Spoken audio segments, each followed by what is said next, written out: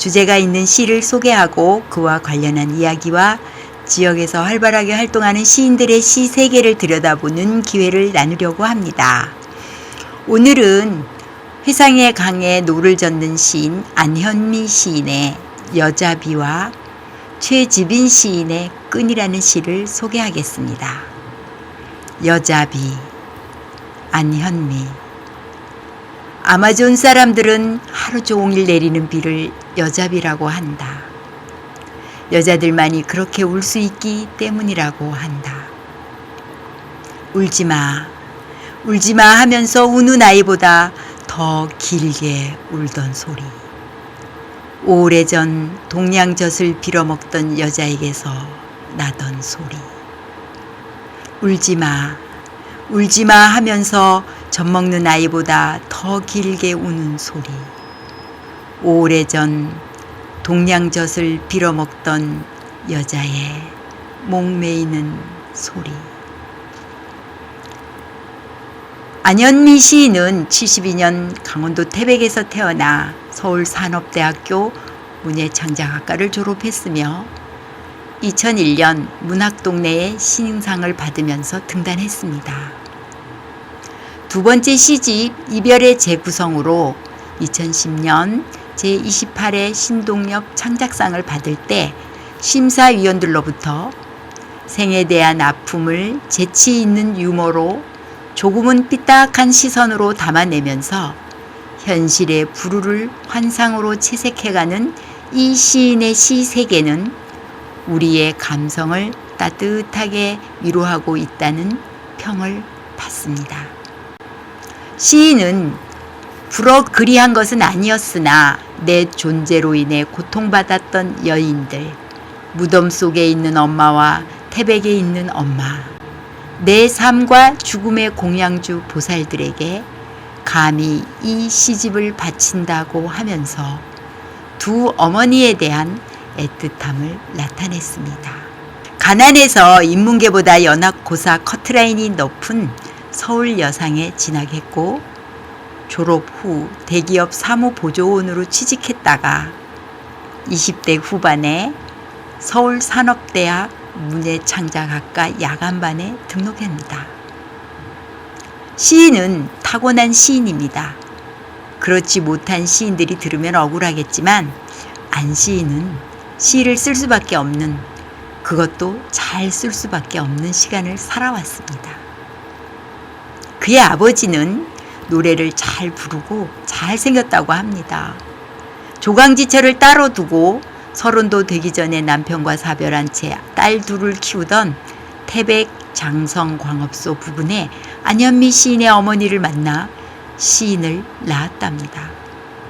탯줄을 직접 끊었고 갑자기 불어난 아우라지 강물에 떠내려가던 시인을 구하기 위해 몸을 사리지 않을 정도로 시인을 예뻐했다고 합니다. 6살 무렵 시인은 아버지의 조강지처에게 보내졌고 깊은 막장과 넓은 세상의 길 위를 오가던 아버지는 늘 바깥에 있었답니다. 어느 날 불쑥 돌아온 무법자 같던 아버지와는 그가 죽을 때까지 화해하지 못하면서 시인은 고독의 발명가로 고장난 추억을 소탈하게 표현해내는 시인이 되었습니다. 그는 이렇게 말합니다.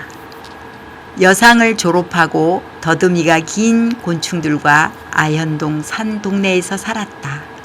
고아는 아니지만 고아 같았다. 사무원으로 산다는 건 한 달치의 방과 한 달치의 쌀이었다. 그렇게 꽃다운 청춘을 팔면서도 슬프지 않았다. 가끔 대학생이 된 친구들을 만나면 말을 더듬었지만 등록금이 없어 학교에 가지 못하던 날들은 이미 과거였다 라고 고백과 함께 다음 시를 썼습니다. 고아는 아니었지만 고아 같았다. 꽃다운 청춘을 바쳐 벌레가 되었다. 불 꺼진 방에서 우우우 거짓말을 타전하기 시작했다. 거짓말을 타전하다라는 시의 일부분인데요. 김경주, 김민정 같은 시인들이 소속된 불편이라는 동인의 맏언니 격으로 정작 시인의 시는 난해한 미래파와 새로운 서정시 사이에서 가교 역할을 해주고 있습니다. 그건 자신의 의지와 무관한 생의 밀도 때문이라고 합니다. 시인은 다시 고백합니다.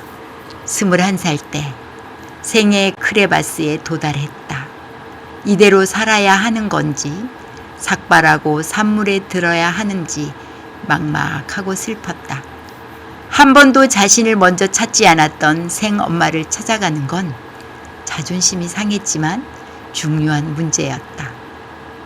어린 시절 기억에 남은 뚱순이 엄마를 찾아 태백으로 갔고 장성 광업소 한밭집에서 만난 엄마는 대수롭지 않게 인중에 점이 있는 걸 보니 맞네 하면서 고봉밥을 퍼주었다. 낳아준 엄마를 찾아가는 일은 어려운 일이었을 것이고 그 엄마는 딸의 안부를 가슴에 박혀있는 바위에게 물었다고 했답니다. 기분이 좋으면 그 바위는 딸의 안부를 긍정적으로 전해주었고 우울하면 아무리 그 바위를 탕탕 쳐도 슬픈 소식만 돌아왔다고 했답니다. 그런 엄마가 처음 깔 때는 아프지만 맨 마지막에는 너무 예쁜 것처럼 우리 현미 씨가 이거와 똑같아 라고 양파를 깔 때 눈물을 흘리는 것처럼 젖은 눈이었답니다.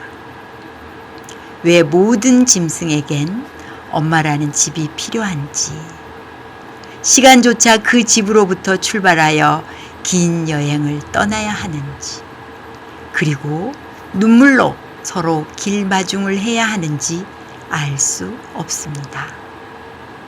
시도 때로 철모르고 철없이 핀 꽃처럼 울다가 웃다가 고독은 나무처럼 자라고 계절이 바뀌고 바다로 헤엄쳐가는 물고기가 수면 밖으로 제 그림자인 양 쳐다보는 고독 그 자체입니다. 가엾은 엄마들이 끝끝내 삶의 죽음을 택하지만 죽기 위해 제 기원을 찾아 무트로 돌아오는 거대한 포유동물처럼 아픈 계절입니다. 다음은 성남에 사는 젊은 문학도 최지빈님의 작품을 소개하겠습니다. 끈, 최지빈. 서로 스며든다. 회색 하늘도 아쉬운 하루살이. 잘 안다고 하면서 되풀이하는 희부연 맛을 보면 볼수록 나는 사라지고 다른 이가 와 있다. 나와 색깔 다른 내가 다 있다. 낯선 이와 위치를 바꾼다. 보이지 않는 끈으로 온몸을 휘감은 채. 최지빈 시인은 2023년 순수문학으로 등단한 새내기 시인입니다. 몇 년간 꾸준히 시 공부를 하고 있는 인내심이 강한 시인입니다. 여러 가지 어려움을 겪었지만 슬기롭게 헤쳐나가는 모습이 장했습니다. 어머니의 강인한 모습은 젊은 시인에게서 보았는데 그의 문학의 들판에 힘이 가득 채워지기를 바랍니다. 이제 막 발돋움하는 그의 시 앞에서 시인이 시를 대하는 자세를 바르게 세웠다면 그것으로 시인이라 불러도 될 것입니다. 끈이라는 시 한편에는 색과 끈이 등장합니다.